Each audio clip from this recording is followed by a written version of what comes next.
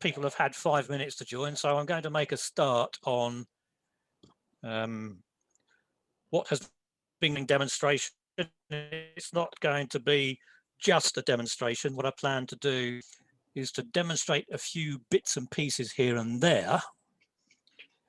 And whilst I'm doing them, if you have a question playing, then I'm happy to answer it there and then. If you have a question about a topic that I'm not actually working on, if you could either save it up or write it on the chat function. Anybody got any questions about that bit of it? Nick, you seem to freeze slightly at certain points. Is anybody else having that problem, or is it? No, it's my internal Wi-Fi link, Nick. Right. Okay, that's fine. It's from time to time, my voice might break up and my picture might disappear. Whilst you might welcome the latter, you might find the former. What I've discovered during the sort of our lead up to this was that if I move too rapidly, that's what affects the utilization of the link. You shouldn't be moving rapidly at your age. No, I shouldn't. You're absolutely right. Thank you for that. Right, I'm going to make a start up then on what it is I plan to talk about. Now, to begin with, I won't be using the spray booth. I'll be looked of weathering things using just a few materials and a few basic tools. So these are methods that I've come to understand are easy for people who don't want to start off weathering by spending loads and loads of money. Necessary to spend a lot of money if you want to weather things. There are lots of things you can do which are pretty effective and don't take long or cost very much. Could I ask those of you who've not done so yet to mute yourselves?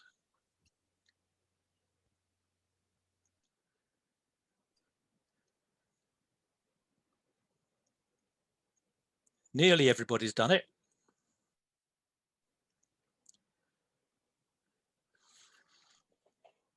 Thank you. Okay, I'll make a start then. This is going to involve me doing some technical things like changing cameras.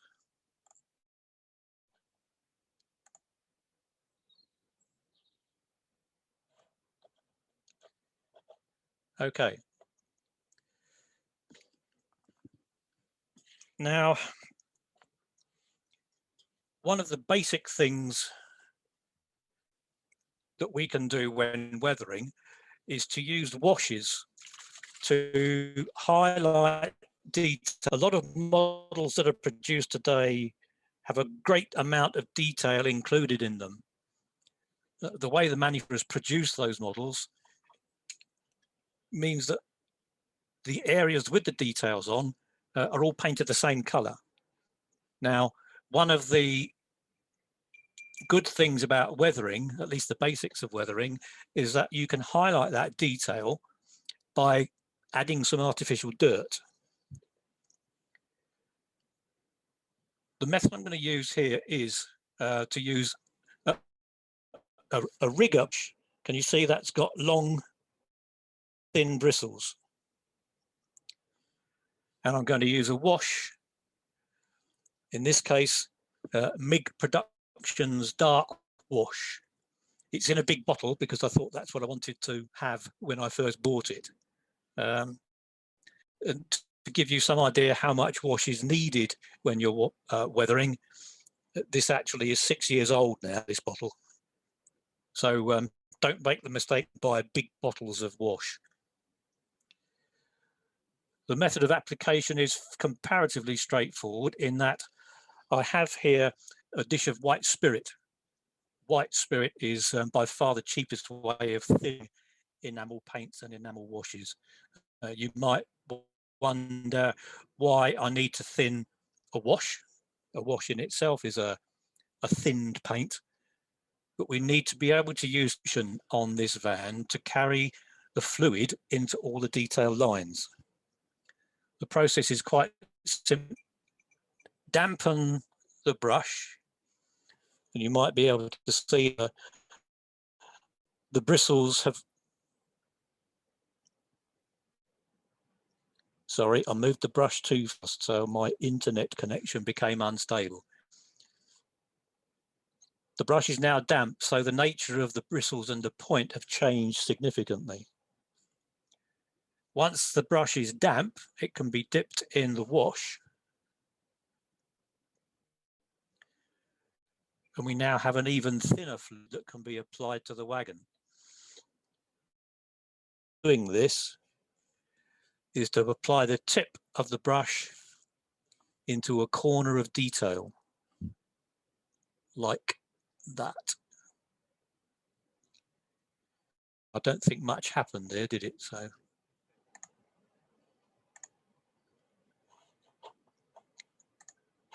I need to change my view of what I've got on the screen. There. So I'm going to add some more white spirit to the brush and repeat that exercise, just touching the tip of the brush into a corner. Can you see how capillary action has taken that liquid into the plank lines? And same from the top. And continue that until you've got the wash till all of the detail you need it to.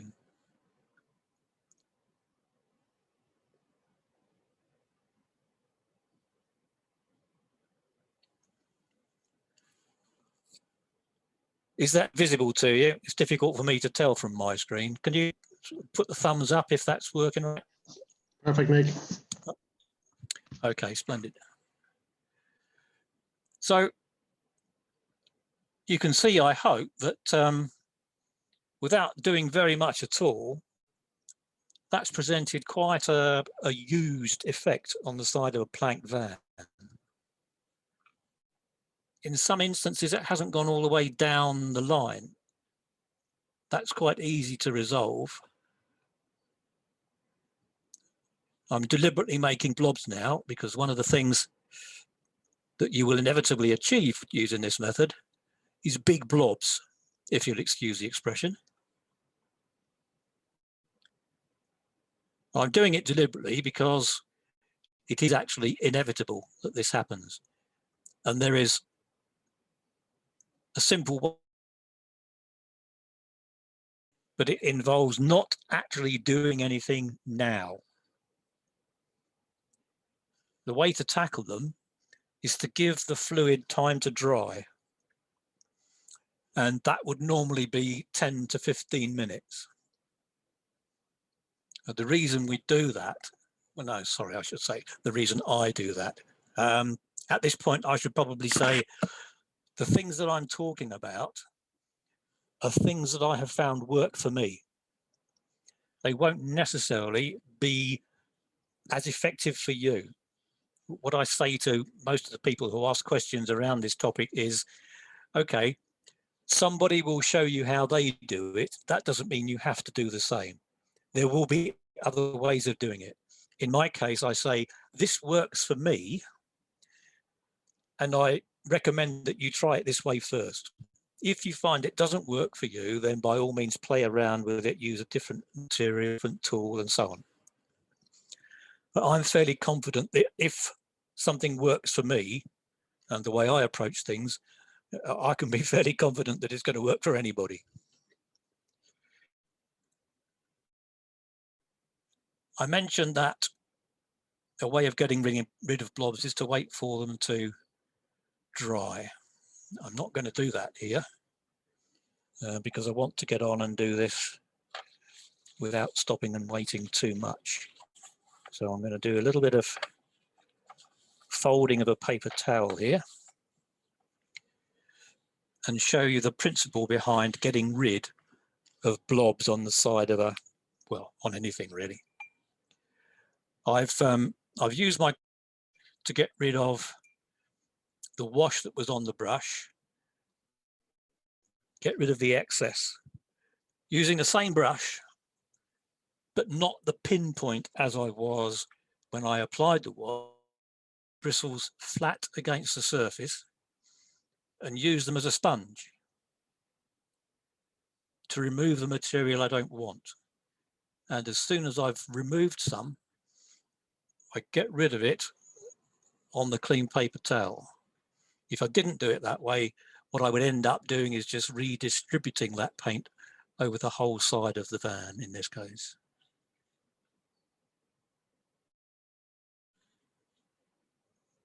So much to my surprise, this is working quite well.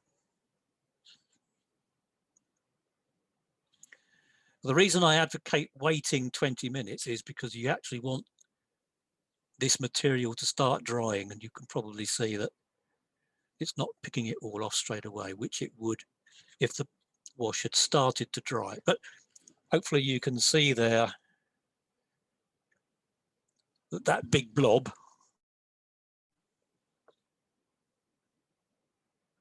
is disappearing. But it's not showing up particularly well, is it? Because you're seeing the reflection of the white spirit that's left on there. But I think you can understand the principle.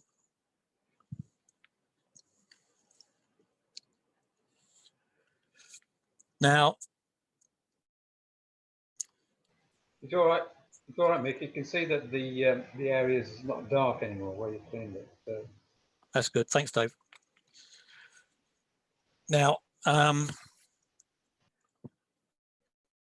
once you've done that, you could well have some vague traces that haven't been removed. I tend not to bother too much about those because it imparts a randomness of the dirt that's built up. But you could use a cotton bud to just tidy up a bit. And once again, you would actually wait for some time before you did this, but I'm going to try and do this before this has dried, like so.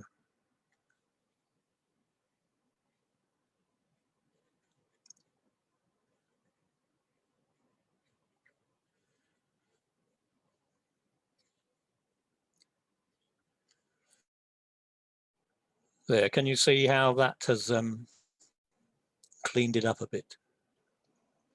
Mick, can you take a question? Yes, I can. Yes. Andrew Hicks has asked, do you varnish the model before starting? I don't think you do with most of the out-of-the-box stuff, do you? No, the process to be followed when approaching weathering. And it's all to do with the properties of the materials you're going to use. An enamel wash such as this needs a very clean and smooth surface to work on.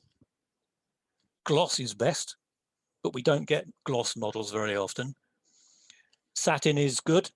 Matte is not so good when it comes to a wash. When we go on to the next step, which is the use of pigment, pigment will not stick to a gloss or a satin finish. It won't stick at all to a gloss finish. It will stick occasionally to satin finishes. For a pigment to work properly, it really needs to be applied to a matte finish. But we'll come on to that in a moment. We've applied a wash to that end panel, and I have here somewhere another van that I did in preparation for this.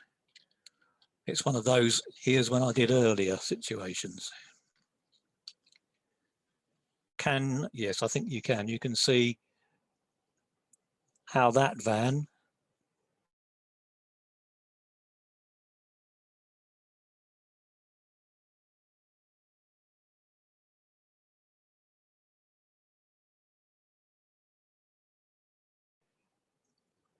that has had this here at 1/3 of the van. I stopped talking there because my screen said my internet connection was unstable. And I'll probably be saying that quite a few times during the course of this afternoon. Okay, that's the application of what military modelers and armour modelers call a pinch.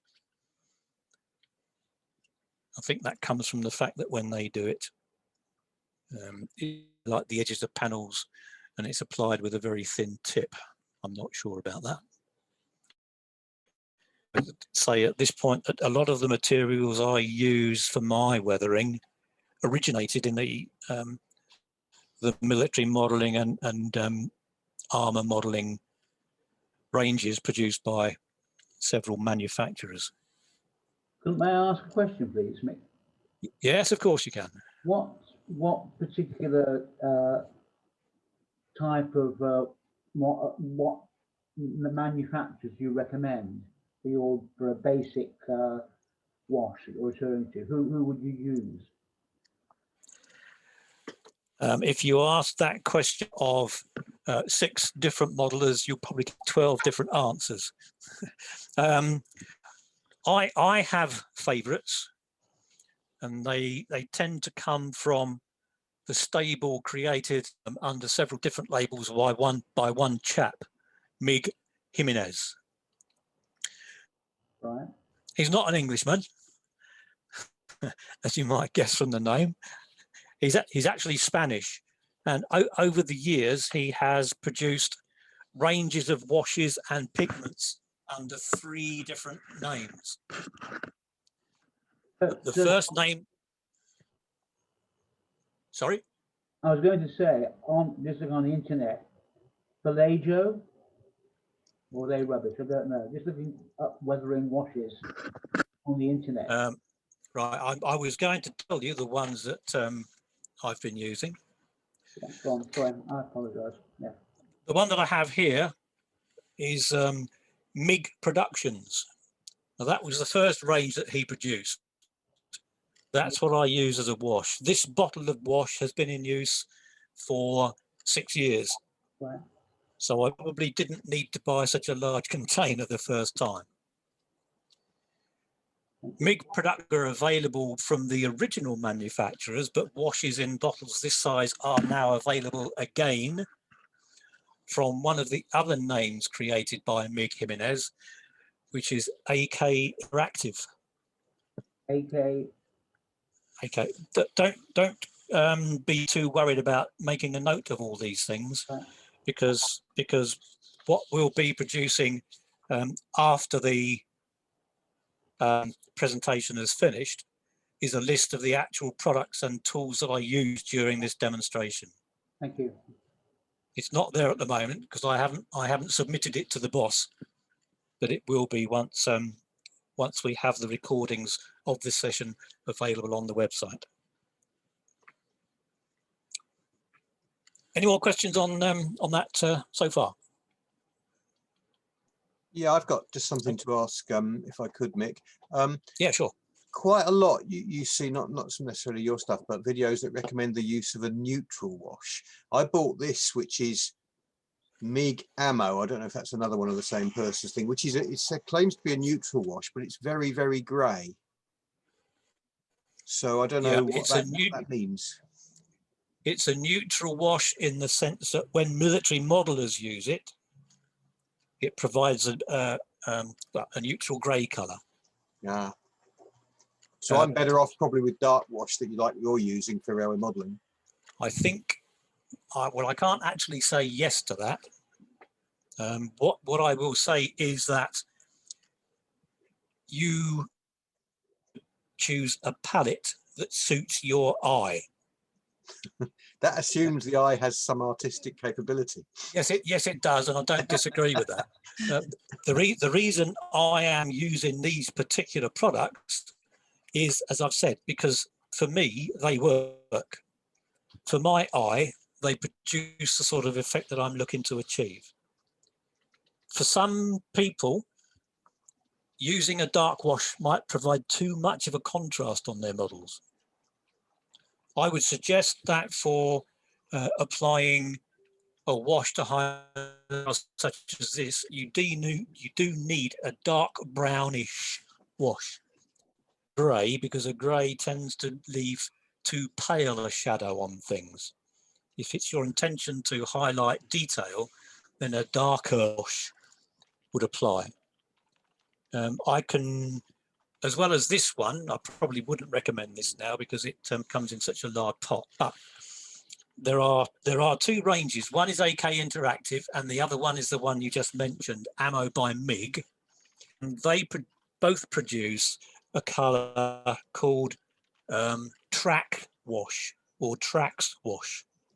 Now that's not railway track, that's tank track. And it is a dark brown color. It's not quite as dark as this, and it might suit some people's eye better than this would. The workshops and demonstrations that I do at exhibitions, I was trying to think of the word then, it's so long since I went to one, I couldn't remember what they were called, tends to be tracks wash because it comes in 35 millimeter pots instead of this, this 75 milliliter one. Any more questions on wash? Okay. Yes, I've got one, mate. Ah, not quick enough. Yeah, I've gone back to an opened bottle of track wash, and it's not been used for a little while, and I've gone back to it and it's got sediment in it. So that sediment's really annoying because then it gets bits all over the blinking panel lines. Is there any particular reason that might be happening? Yes, the airtight seal has gone. So when you've used it and put the lid back on, you've lost the airtight seal. What happens then is that the carrier evaporates. And of course, as the carrier evaporates, so the ratio of carrier changes disadvantageously. Whenever you use a container of enamel paint and or wash, before you reseal that container, you must make sure that every trace of the contents has disappeared from the thread that joins the two. So you need to do the same with the wash pot. You need to clean around that before closing it. Yeah. Absolutely right. If you don't do that, you lose the airtight seal that the manufacturer has gone to such pains to produce for you. Okay, thanks. So in this case, before I put this one away, I will get rid of what's on the rim of the pot. See, that's quite a lot. So that will go. And I will also wipe the inside of the lid in the same way. Yeah. So making as sure as I practically can that the thread on the pot and the thread on the lid are clear of any residue. Right, thanks, Mick. That really explains well. Okay. Yeah, thank you. Is that it? Gonna carry on? Okay.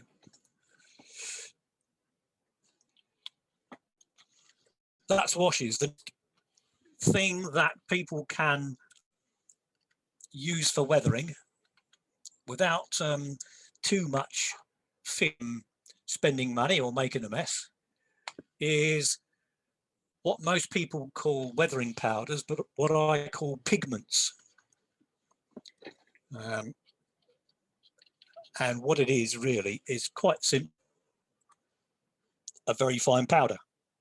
Now, there are quite a few manufacturers of these powders who produce stuff that is usable. I have my favourites. I prefer the products from the aforementioned man with 3 names. But that's only because I started using those and I have found them eminently suitable ever since.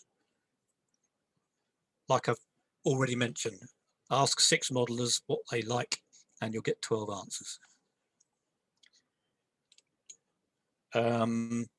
Probably quite a few people have tried and used successfully the ranges produced by Humbrol. I'm not a fan of Humbrol. This is a personal thing, because when I tried their pigments and washes when they first came out, I couldn't work with them at all. But that's only because they didn't, I think anyway, it's only because they didn't suit the way I had come to work. I like my washes to be thin and have a very fine particle content. Humbrol washes aren't suitably thin for my likes. Same goes for their pigments. They produce a fairly good range of pigments, but I have found for my purposes, they aren't sufficiently finely ground. I've found that to get the sort of effect I'm looking for with Humbrol pigments, I actually have to grind them smaller than they come out of the pot. But that's not necessarily going to apply to everybody who wants to use weathering powders. I've already said that weathering powders don't adhere at all to gloss. They adhere better to satin and best of all to matte surfaces. On this van, as it comes out of the box, the finish is a matte surface. I wondered if I want to use a pigment on the underframe, that even the matte surface they produce isn't enough to take the weathering powders. So I use a matte varnish. The matte varnish I use is Tester's Dull Coat, which is it's a lacquer. And the reason I have come to favour that is because every tin I pick up produces exactly the same results as the last tin I picked up. So it's consistent. I don't have to worry about picking up a Tester's Dull Coat can and ending up with a different finish than the one I had the last time I picked one up. They have become rather difficult to get hold of because the current US manufacturers of Testers, I think it's Rust-Oleum, they have stated they're not exporting from the States anymore. I do know someone who's got lots of it though. Okay, how do you apply a pigment? Military modelers stuff a brush into a pot and plaster it all over the place. That's not the way I like to work. I am using pigments because I want to have a fairly subtle finish to what I'm working on. And you can't achieve that by putting on large quantities of the stuff. So whenever I open a pot, I tip it up and then tip it back up the right way and take the lid off. Can you see that there is a small amount of pigment inside that lid? Now that's what I use to apply to the model.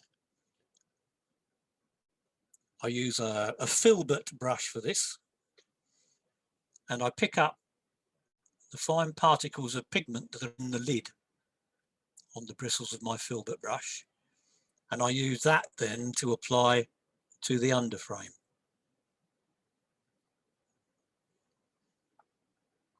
Now, I suspect you're not going to be able to see any difference here, but if you'll just bear with me a minute, continue to apply this.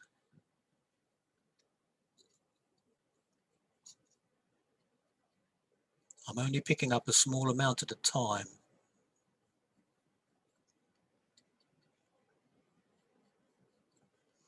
Now this colour is dark mud, I think. Hang on, let me check. Dark mud. Which to my eye, and I emphasise that, to my eye, does give a hint of railway wagon underframe grime. To your eye, it might not, in which case you're on your own. You'll be out searching for a colour that suits. Can you see that I'm not actually putting very much on? Now, what I need to find a way of showing you that so that you can see it. It's not working very well, is it? Can I just ask from what you said earlier, did you pre-varnish that underframe then before applying the powder? Yes, I've applied a coat, Tester's Dull Coat to it. Ah, thank you. Mick, how does it look compared to the other side? I'm just going to do that. Thank you for bringing that up. That is the side that's just been done. And of course, in the best Blue Peter fashion, here's one that's not yet been done. So if I can get them both to reflect the light in the same way.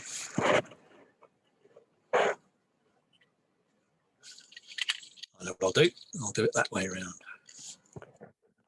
Right, there you can see the one in my right hand is the one that's had the pigment applied, and the one in my left hand is out of the... Can you see that difference? Everybody thumbs up if you can see the difference. Yeah, you can see that. It's subtle as it should be, of course, Mick. Yeah, one of the difficulties I have with the lighting I have to use here is that subtlety is not demonstrated particularly well.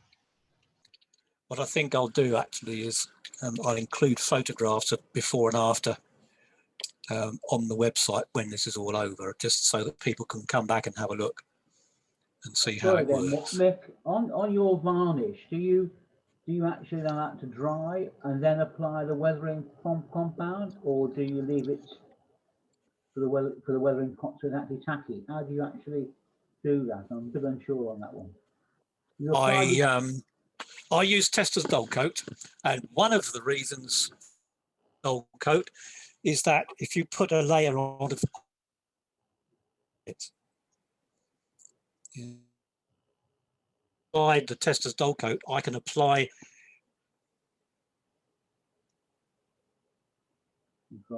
Luke, yes, I'd stop. My internet connection had gone. I can apply a thin layer of pigment onto a dry surface. Tester's Dull Coat is usable after 5 minutes. Okay. Actually, it's significantly less than 5 minutes.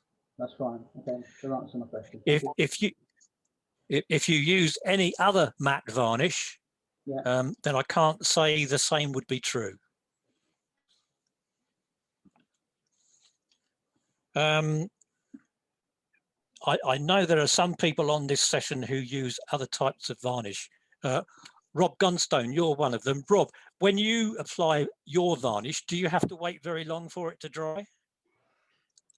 No, I use Humbrol matte acrylic varnish from an aerosol, and it's dry within a minute or two, and then you can carry on doing what you're doing. But I spray from quite a distance, so it's the wagon, for example, doesn't get wet as such. It gets varnished, obviously, but it's not too wet, so it's almost dry as it lands, if that makes sense.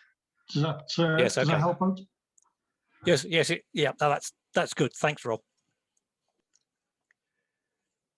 So that's how you would use a pigment to discolor an underframe.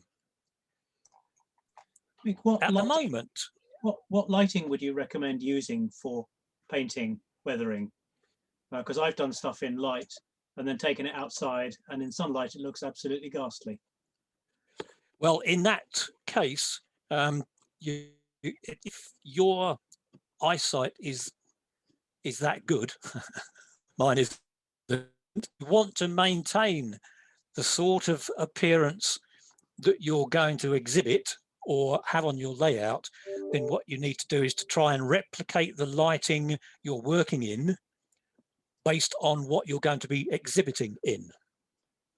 So if you're going to exhibit a layout under 2 different colors of LED to get a daylight, then I would recommend that you use the same lighting in your work area when you're painting or weathering the stuff that's going to be displayed. Once again, it's one of those things that is entirely down to you as the user. Mick, there was one question. Do you do anything about the white wheels on that particular wagon? It was asked on the chat. Yes, I wouldn't use this wagon. I chose this particular wagon, A, because I've got several of them, and B, because there is a lot of detail on them that is useful for this demonstration, apart from the white walls on the wheels. If I was going to use this on my layout, I would either change the wheels or paint over them with something suitable. Is that the question answered satisfactorily? Yes, Nick, Tony. sorry, did I miss a trick, or have you not fixed the weathering powder, the pigment? No, Tony, you haven't, Mick. I don't fix Right. powders. Okay. I just don't handle the rolling stock once it's been weathered. Right. That might not appear practical if you've got an exhibition layout and you're constantly loading up stuff and unloading it from a layout. The way I avoid creating problems while doing that is that I use something which keeps my fingers away from the model. Yeah, the alternative to that is always to handle it by the buffers, isn't it? Yes, if you are confident that the buffers on your stock are sufficiently sturdy for you to handle it that way, that is certainly a way of doing it. Yeah. The way my stuff is stored makes use of making that comes as a packaging material. Everything I have, I'm just going to change my camera back so that you can see better what it is I'm going to show. I have a good store of a thin foam packaging material, and everything I store away is wrapped up in this, and I can put it into the box holding it like that, put the lid on, then when I need to use it again, I only have to lift it out, and I have sufficient round each piece of stock so that I can turn it over and place it on the track. Okay. So every piece of stock that is likely to be handled and moved about, I wrap up in one of these pieces of foam, and it then goes back into its storage box. So I don't seal any of the weathering I do. I've got quite a lot of, you can't see it, but I've got quite a lot of stuff around me that's weathered, and none of it has been sealed in any way whatsoever.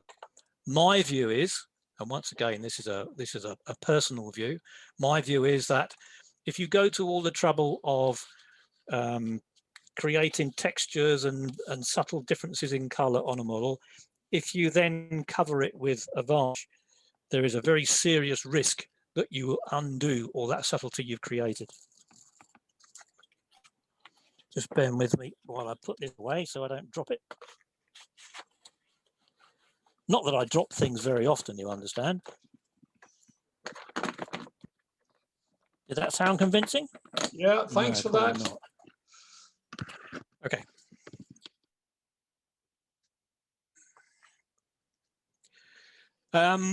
We've dealt with pigments on the underframe.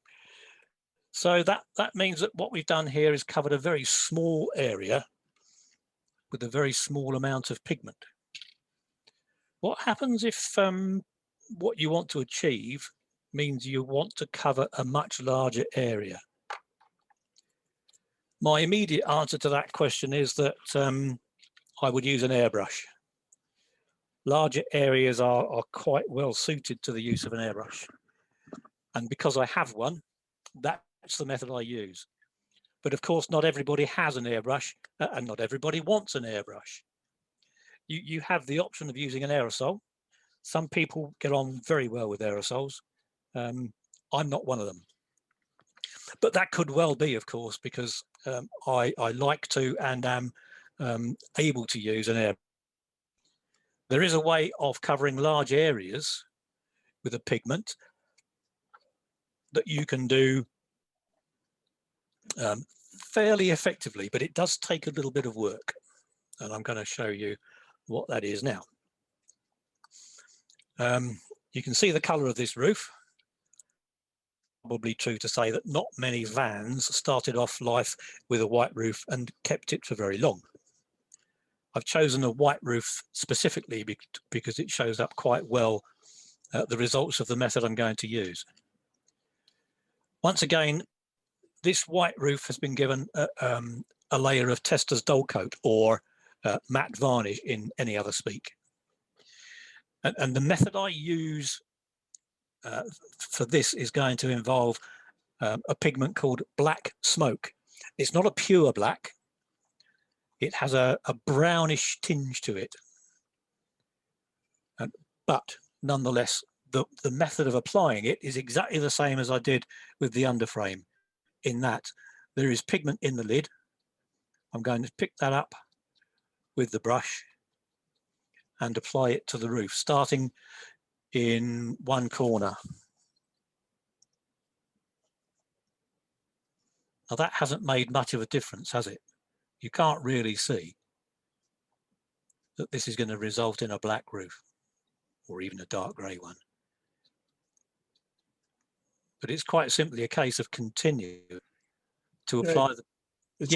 It's quite clear to me on my picture, Mick. Yep. Good.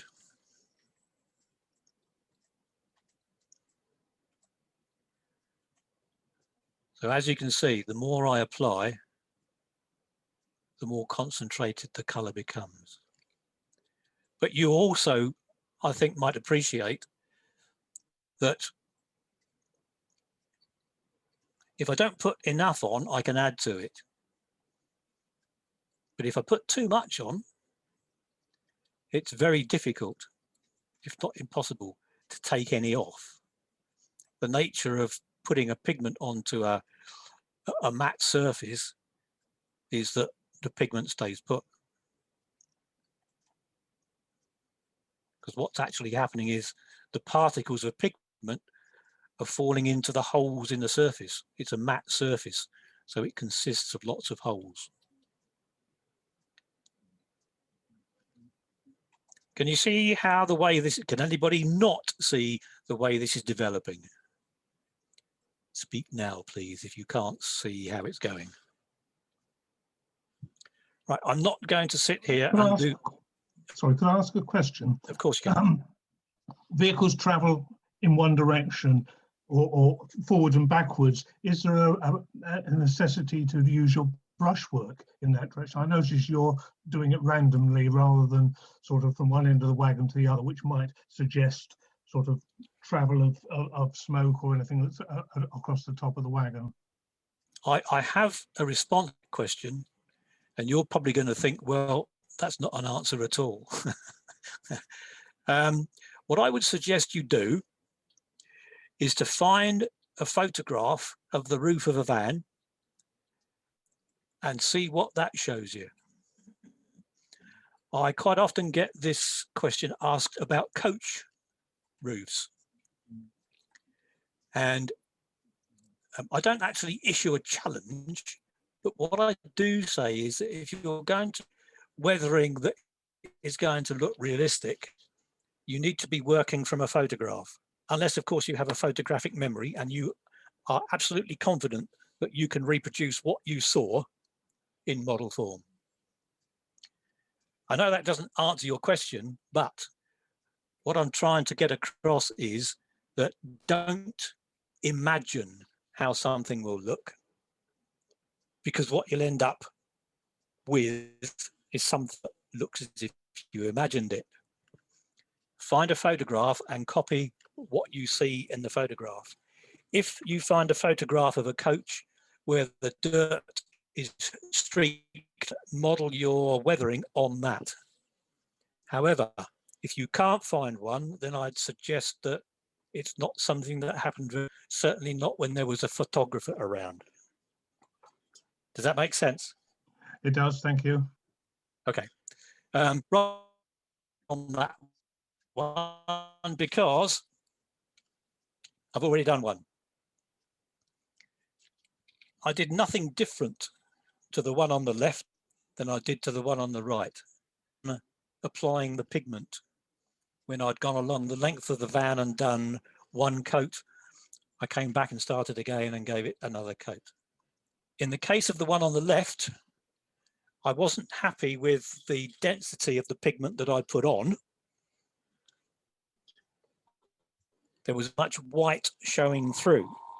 So the way I overcame that was to apply another layer of Estes dull coat and continued the process, applying a second coat of pigment over the top of that second coat of dull coat.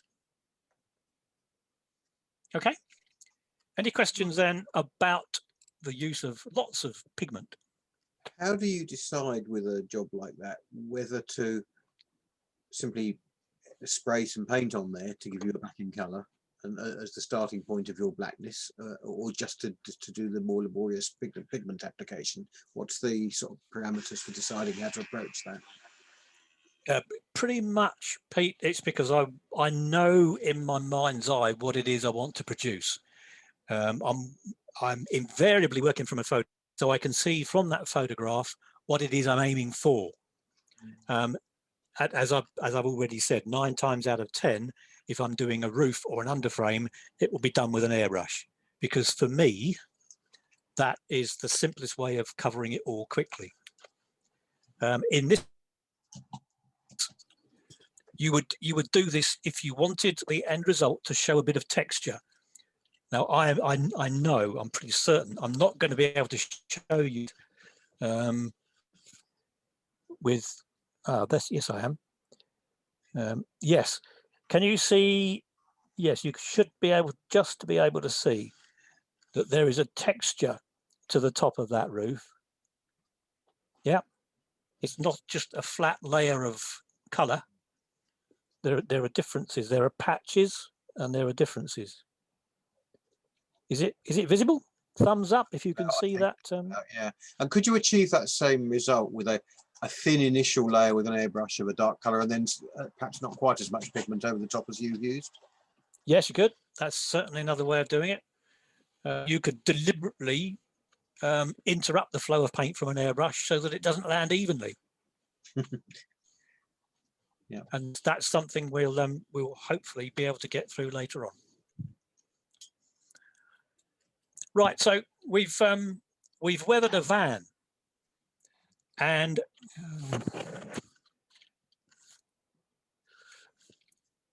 this is that same van that I worked on earlier. It's had the sides done in the same way. It's had the under in the same way. It's still got a white wall. It's got a weathered roof as well. And all I've used there is one wash and 2 different colours of pigment and 2 brushes. And those materials, at today's prices, just let me check, will have cost 5, 9, 13, about £20. So weathering that wagon has cost me £20. However, I've got enough materials left over to do another 120. So it's an effective way of starting off down the weathering path. Okay, I'm going to have a rest from the spray booth for a moment. So just Mick, can I ask a question concerning photographs? Yeah. On the occasions when I've done an internet search looking on a subject, usually what I come back with is a very poor response.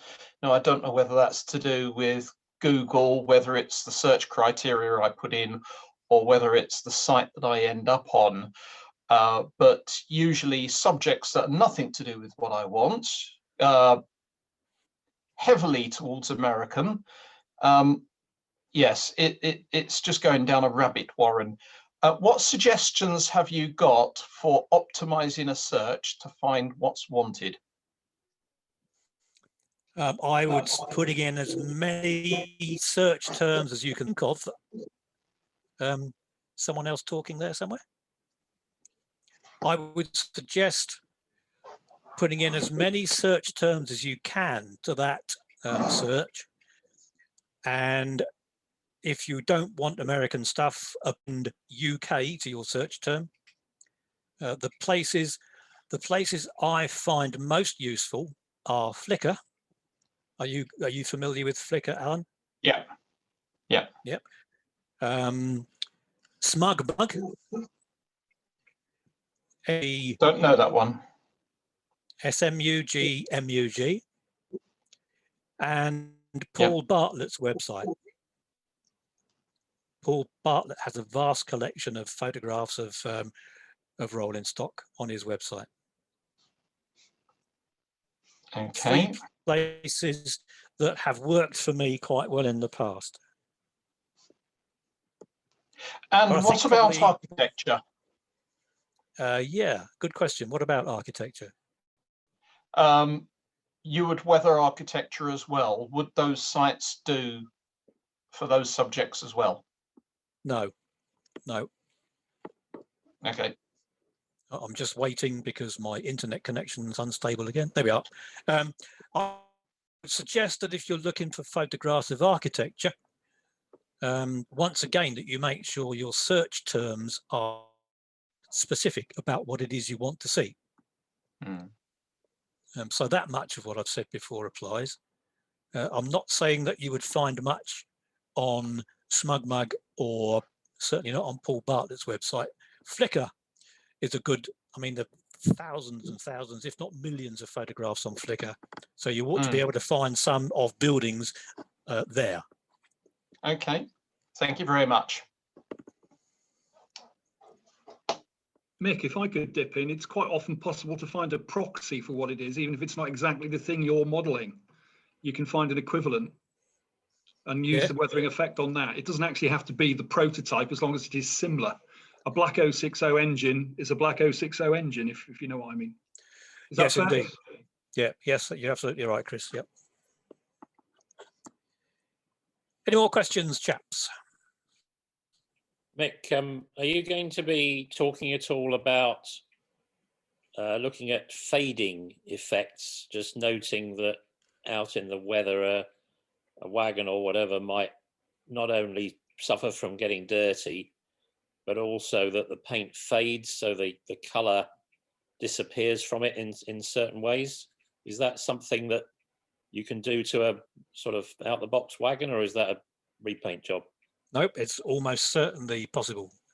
And the ways that you would achieve that would be either to find a suitable shade of paint, or as we've been doing so far, use pigments.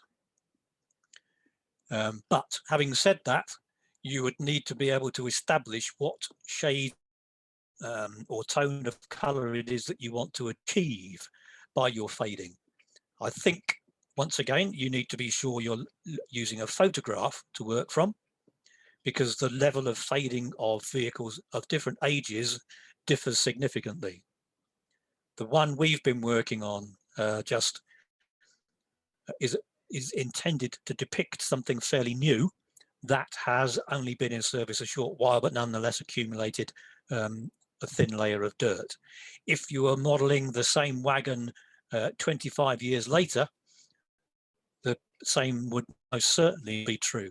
You would need to find a photograph that shows a wagon that's 25 years old and had a hard life, and that will show you the difference in colour that you need to look for.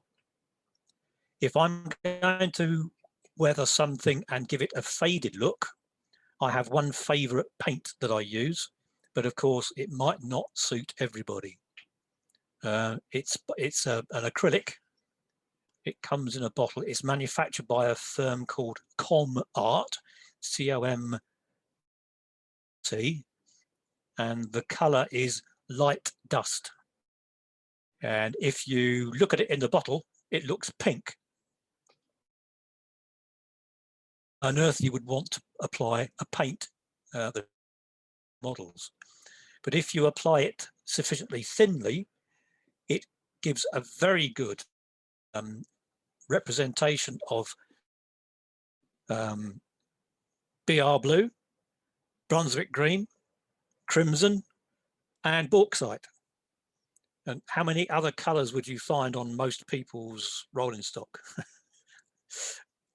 So those 4 colours, it is perfect for reproducing a faded effect if applied in the right way.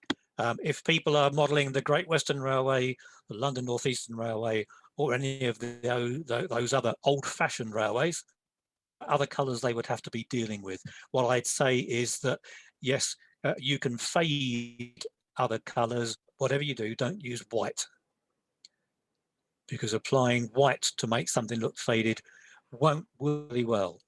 It's too stark a colour. If you're going to use a pale shade, then you need to be looking at pale greys, but it's most certainly not white. Would that material work okay for black, Mick, or would that be a case of alternative shades of black paint or pigment? It does work on black, Dave. But if I wanted to replicate fading on black, I would probably tend to use a grey colour. Nick, can I also mention that there's a video on the website by Andrew Thompson that deals with fading paint work. Yep, Simon, thanks very much. You beat me to it. Yeah, one of the pieces of material that are on the Missenden Railway Modellers website specifically for this weekend is a video by Andrew Thompson, or Kiwi as he is occasionally known, of fading a BR blue van using oil paints, cheap ordinary oil paints. So that if you're really looking for an easy way to produce a faded effect, it will be well worth watching that video clip. Thanks, Simon. Thank you. Any more questions on anything now to do with weathering, I suppose, before I go on next stage?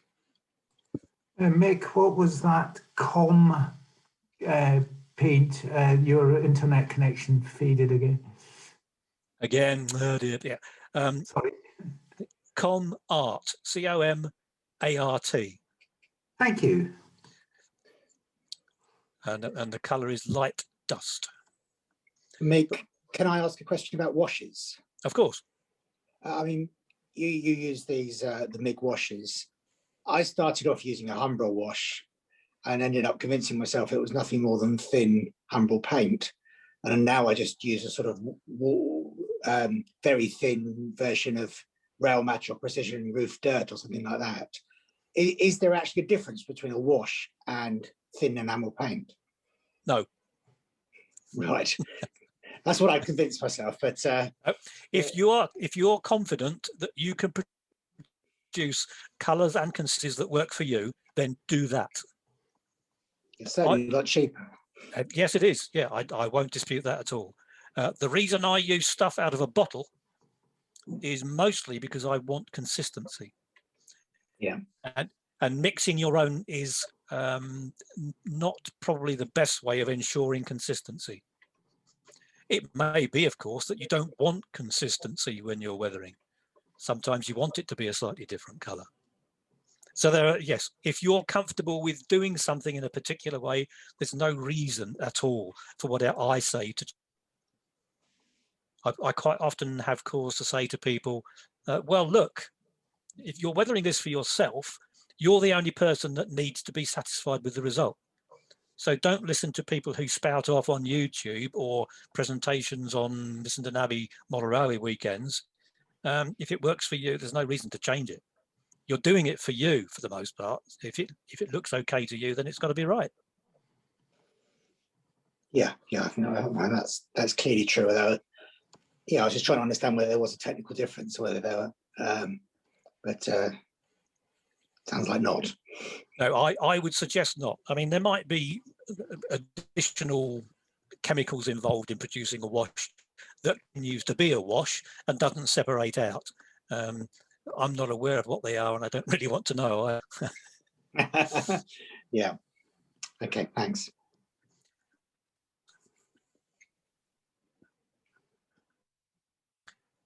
Okay.